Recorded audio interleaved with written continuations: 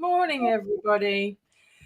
Happy the smoke alarm you're about to hit, there it is, in the hallway, decided it needed a new battery at 3 a.m. day. And welcome to the news agenda with me, a very tired Fleet Street Fox. And today I'm joined by the Mirror's showbiz editor features, Jessica Boulton. Good morning, Jess. Hi, Susie. Lovely to see you this morning. Just about managed to make it through the night. Now, this is the People's Paper Review, so get into the comments, ask us your questions. We'll do our best to answer them for you. Those of you listening later on podcast will just have to find time to go out to the shed in the rain to look for a screwdriver so you can take the lid off and put a new battery in, won't you? So, what have we got today? Well, the Mirror has splashed on news that Russian-made missiles have landed on Polish territory, killing 2 people.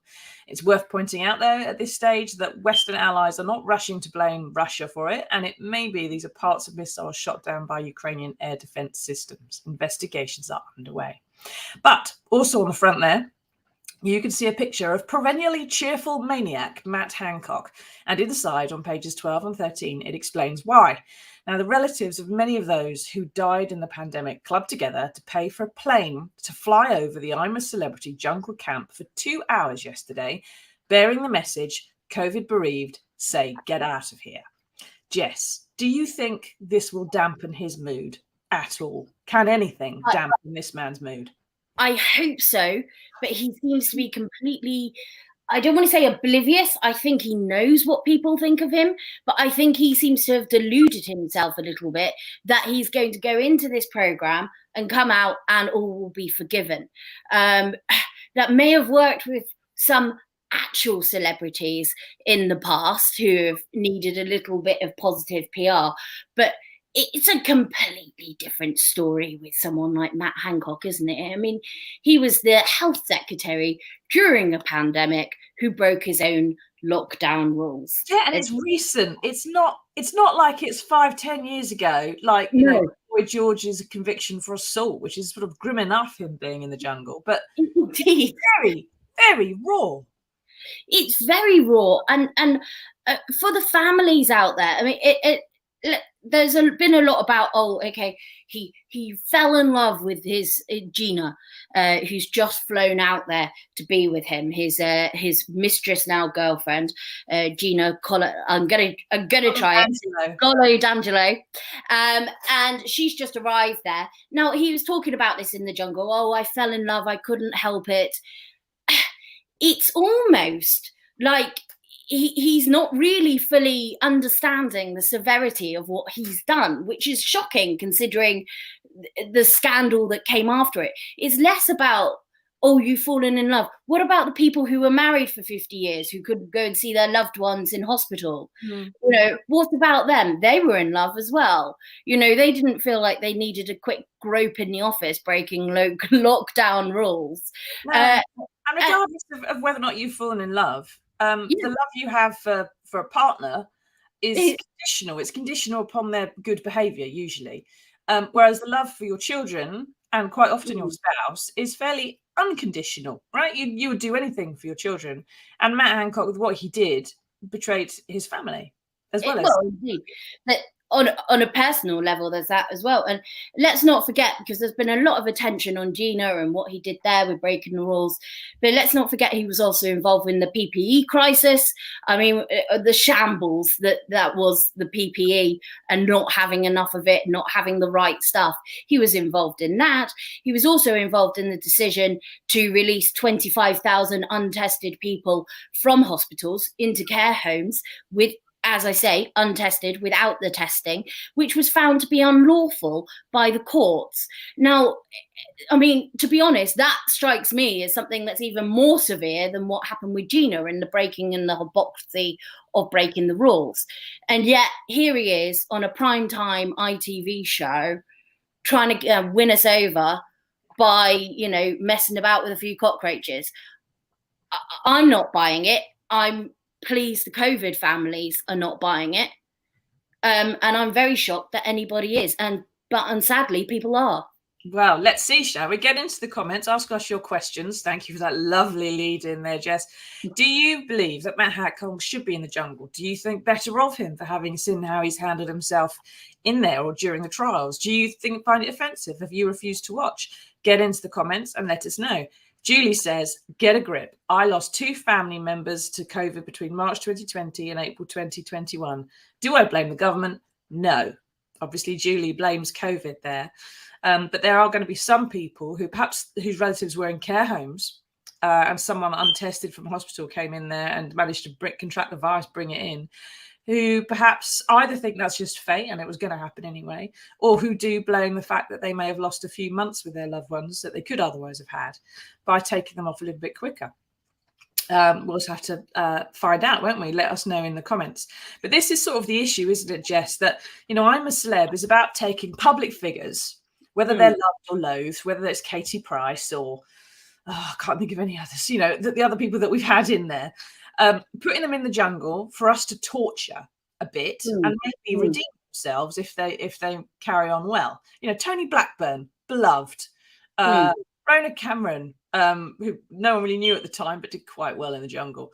It's sort of a bit early, really, for Matt Hancock to do any of that because he's got a public inquiry still to come in which he has to give evidence on oath. And that's why we're seeing some of the anger that we've seen, although Julie obviously doesn't feel it.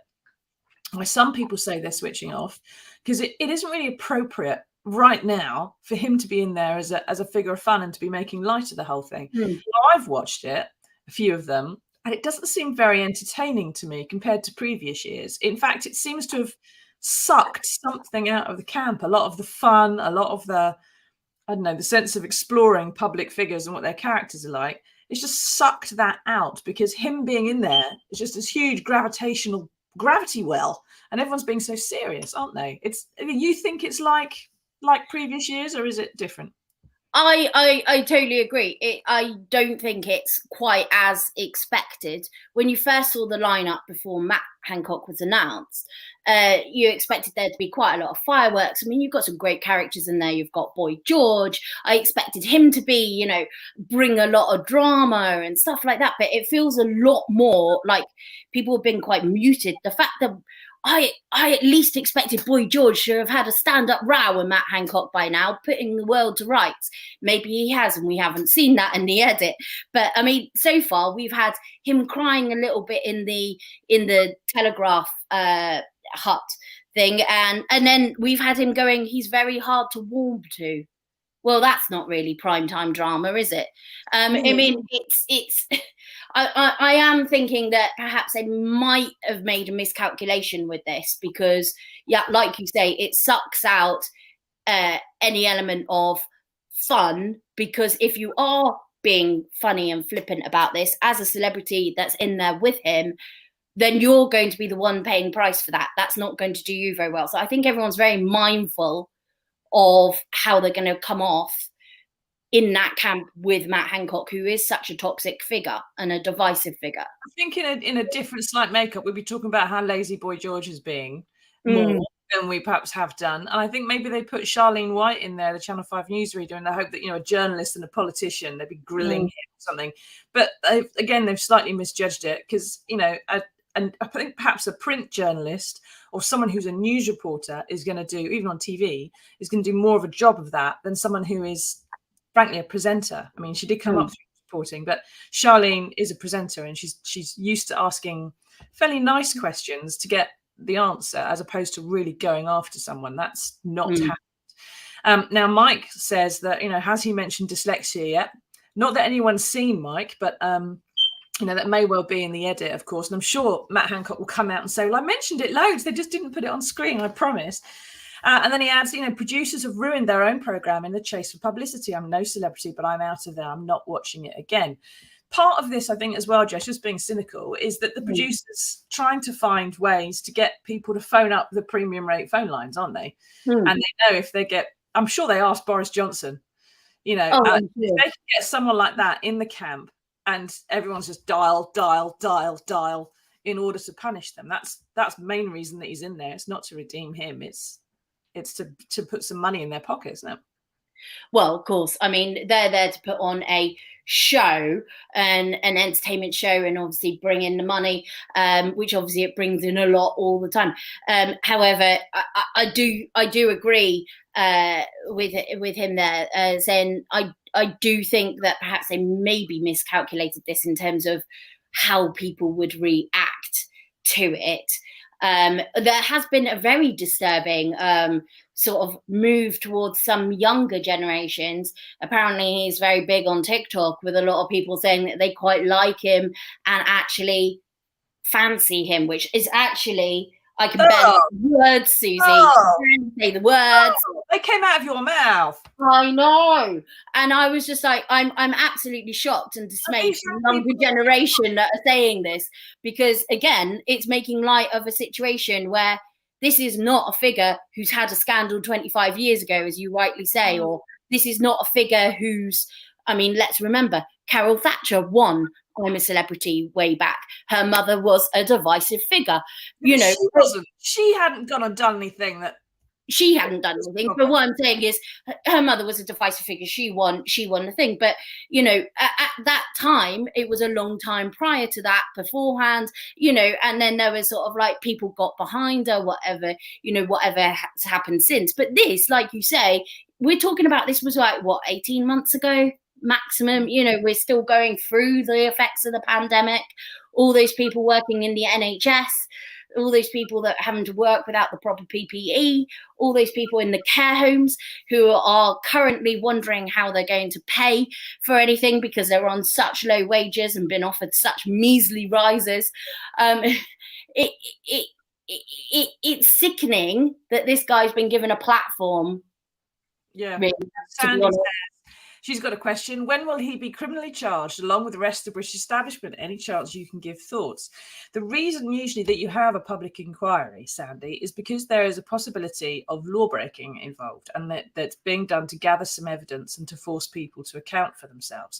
And sometimes they're held when it's not necessarily, you can't definitively prove someone's broken the law, but they've definitely done something wrong. And you want to haul them over the coals and maybe look at whether or not the law needs tightening up. So the final report of a public inquiry will suggest, for example, some sort of legislation, or perhaps, you know, police charges, who knows. So those things might come at the end of the public inquiry, but public inquiries do last years.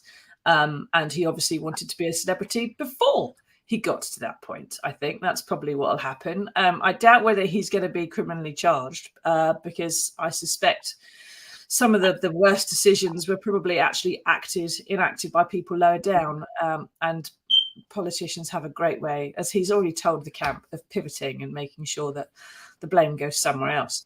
But finally, and I sort of suppose, well, not quite finally, but there's also revealed in there that he's not going straight back to his constituency either.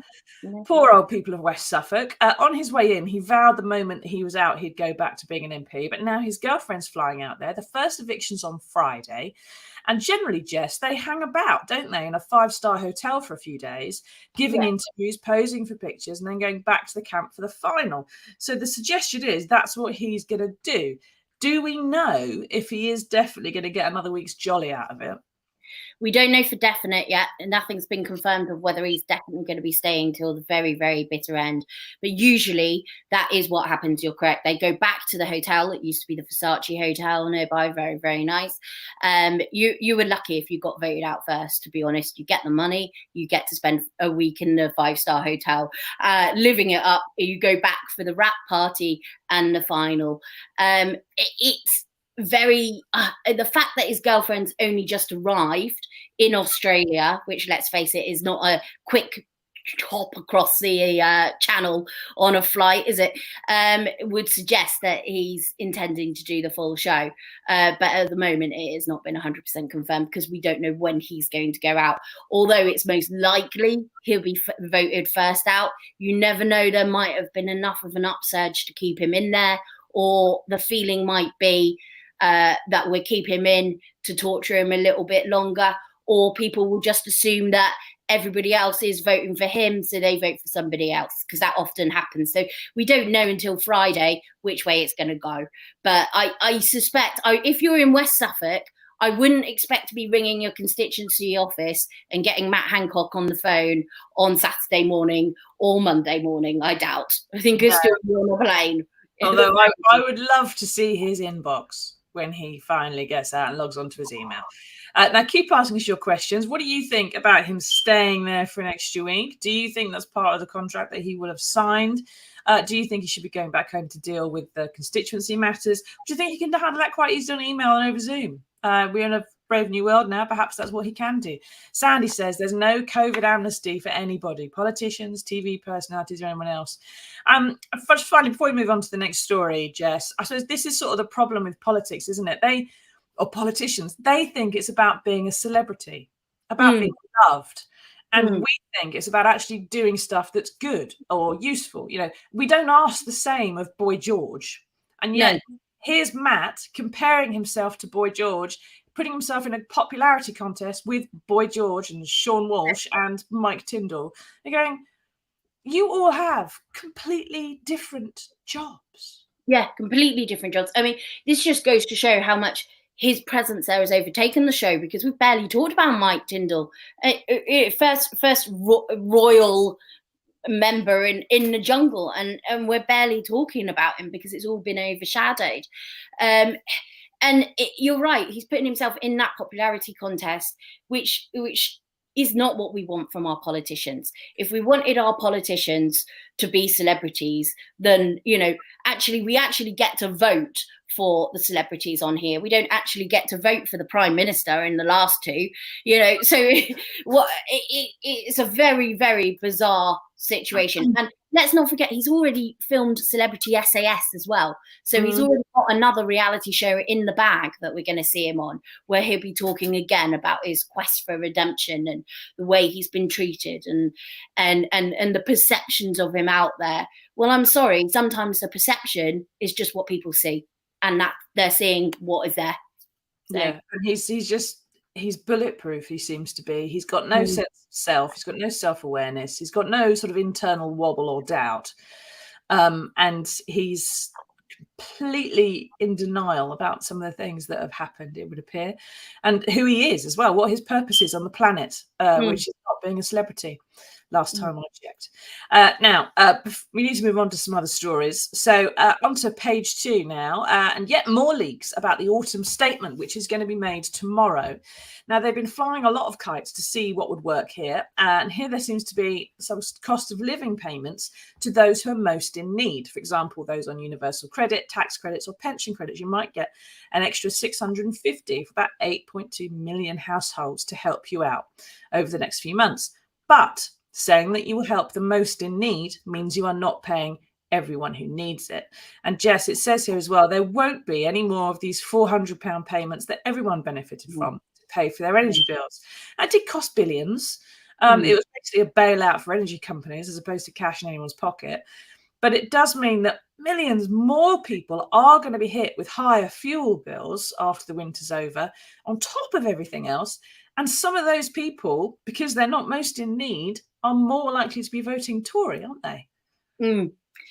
Exactly. A lot of those people who are going to need it, the people who are most in need, the people that are likely to get this extra payment, there's supposed to be an extra $650 for those on universal credit, tax or pension credits, an extra $150 as well for those on disability benefits, and there's supposed to be an extra $300 for the 8 million pensioners already on the winter fuel allowance. Now, obviously, no one's going to begrudge people that need the money having the money, but the problem is, and what some of the sort of charities and the sort of pressure groups around this have sort of pointed out, that those that are just above that threshold, the sort of what were called the just about managings, I think they designated as a few years ago, they're going to be harder hit. They're going to lose this £400. They're not going to get a repeat of that. And then they're going to lose out on potentially hundreds of pounds that they could do with, because let's face it, everybody is really struggling at the moment. This is a situation where it's not just those who are most in need. Everybody is more on the breadline than ever before. So I think there's a very much danger that sort of, you know, you're kind of sort of working class people there that are earning just a little bit too much are going to be very, very hard hit by this. And there's going to be less support there for them. And like I say, no one argues everyone needs that money that's there, but I just wonder whether there's something a little bit more that they could have done rather than just axe this £400 again, which I know it a bit, you'd have thought, and be able to sort of shelve it off, people to get wealthier. But it does be an act of sort of self-harm in a way politically, because these are people who are by definition more likely to vote for the government and are less likely to be forgiving. I would have thought. So I think it's going to hurt them at the next general election for definite, because a lot of people are going to be turning against them, especially older voters, people who are poor, people on fixed incomes. You can protect the pension triple lock all you like, but if you're taking the money away with the other hand, they are going to notice it by the time there's another election. People are going to notice. One of the things that I did think was a little bit of a question mark over it is the great £300 add to the winter fuel allowance. Brilliant. People need that, people there. But there's also the issue that there's a lot of people who are eligible for the winter fuel allowance who currently say we don't actually need this, we don't, and they donate the money to other things. There has been a big movement in the last few years of people who are wealthy enough, don't need that money, they donate that money, they give it to good causes, which is absolutely fantastic and wonderful of people to do if they are in that position.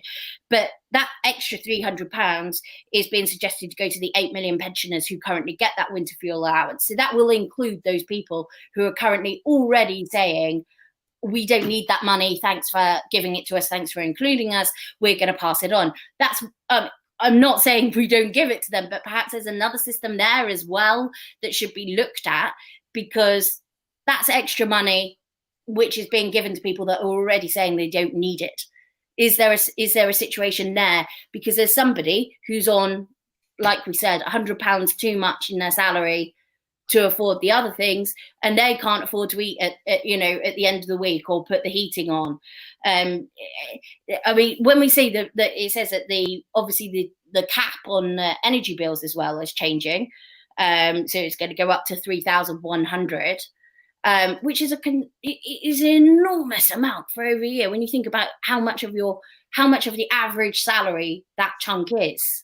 Yeah, exactly. Now, Susan says, I've not had the £400 which everyone is meant to have had. I live in a park home and pay my landlord my electric bill. With all the health issues that I have to use more electric. Who I pay doesn't have a clue when the government are actually going to get it sorted, as most park homes have residents who are in the vulnerable bracket. Now, Susan, the £400 actually went to your energy provider.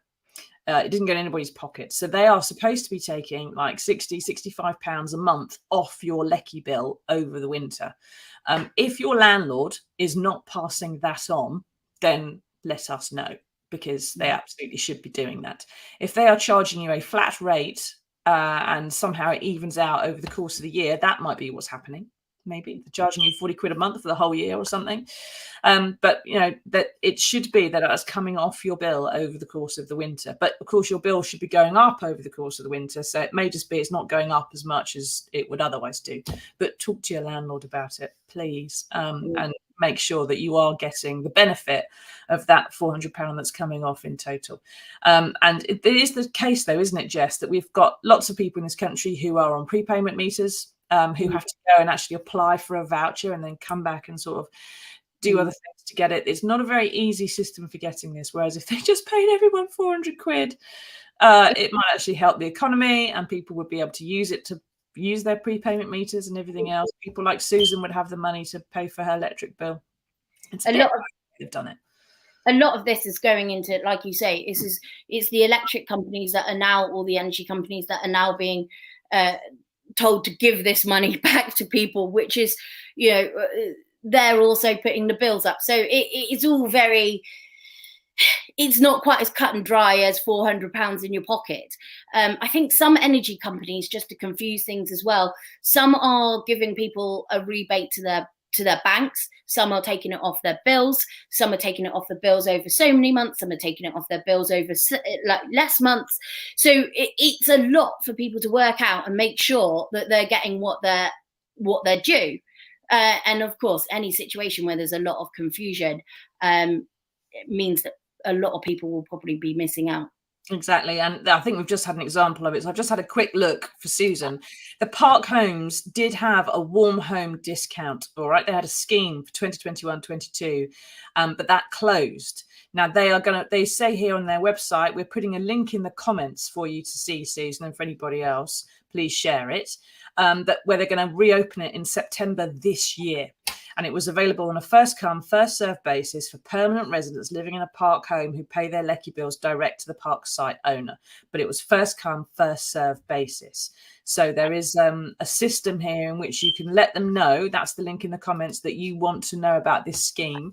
You can speak to your park site owner and ask about the warm homes discount and why you haven't been told about it and how you apply for it. If for some reason or another, you seem to have been left off or ignored.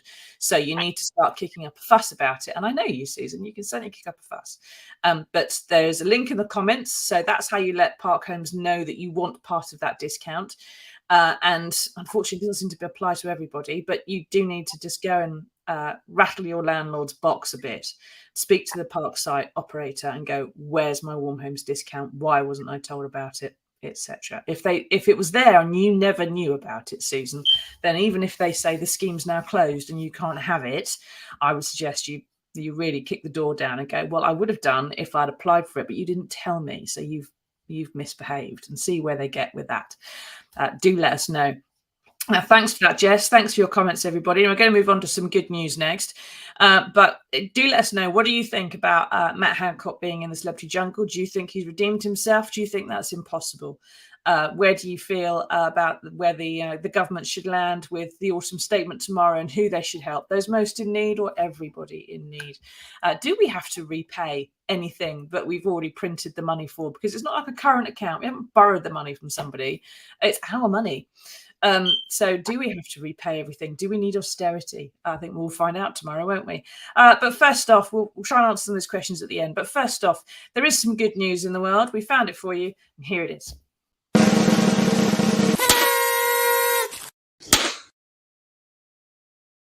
Now, Mohammed Bilal thought he knew all about being paralysed. He was a urology surgeon who helped people maintain bladder function after they'd been paralysed. Every day he did surgery on them. But during the pandemic, he took up cycling to relax, and on a ride, a tree fell down on the road in front of him, sent him flying and broke his back, unfortunately. Now, he is now paralysed from the waist down, but quite amazingly, like I said, he's a surgeon from the Queen Elizabeth Hospital in Birmingham, and he's returned to work in a special wheelchair, which enables him to keep operating on people who are just as paralysed as he is. The chair actually sort of stands him up, even leans him over the patient by bracing him in with his legs. So, Jess, is this proof that there is literally nothing that can stop you unless you let it? Or is it evidence of what I always said, that too much exercise is very bad for you? Yeah, I mean, we say it's a good news story. I mean, obviously, it's amazing. It's amazing what he did. He did his very first operation in the new care yesterday. I think it was a 3-hour operation. It's absolutely fantastic. I mean, he's only 48. He's a young dad. The fact that he's still being able to have his career, because he's obviously a very talented top of his skills surgeon, there is brilliant, and nothing should stop or stand in your way of being able to do this. I mean, the fact that he's paralyzed, he can still use his hands, he can still do the job at hand. So I think it's absolutely fantastic that they found a way that he can still work in his job. I just think it's a terribly sad story. And I mean, his description, he was so stoic when you read this about what happened. He was just saying he was going along the road, taking this, to calm down after the pandemic, cycling along. And he said he could see the tree falling and see that he wasn't going to make it. And he knew immediately what had happened, because that's what he deals with day in, day out. So I mean, crikey, it's awful story, but it's really wonderful that he's still being able to keep his career. Exactly. And in the pull, have a cough, Jess. In the pull quote on the bottom there, he says, "Everything I've been through has made me a better doctor," which I think is a fantastic attitude to have to everything. And I think as well, it's worth pointing out that perhaps if they can do this for a doctor who needs to carry, who's so important in his job that he's needed because of his skills to carrying out bladder surgery on the paralysed, that perhaps they can do it with other people who are paralysed in other jobs and walks of life, so that everyone can keep on working, keep their brains active, and actually still be contributing to society rather than just left to rot, which sadly so many people who become disabled are. But thank you for that, Jess. Thank you everyone for taking part. Now, Prime Minister's Questions is later on today. I think that's on this channel. If you're listening on podcast, please leave us a review so other people can find us. And I'm going to go and get a screwdriver now and try and fix that smoke alarm. There will be no news agenda next Monday, because I'm going to be covering the Plutonium Jubilee commemoration for nuclear test veterans at the National Memorial Arboretum instead. But we'll see you again this time next week, next Wednesday, for another edition of the news agenda. Tatty bye, everyone.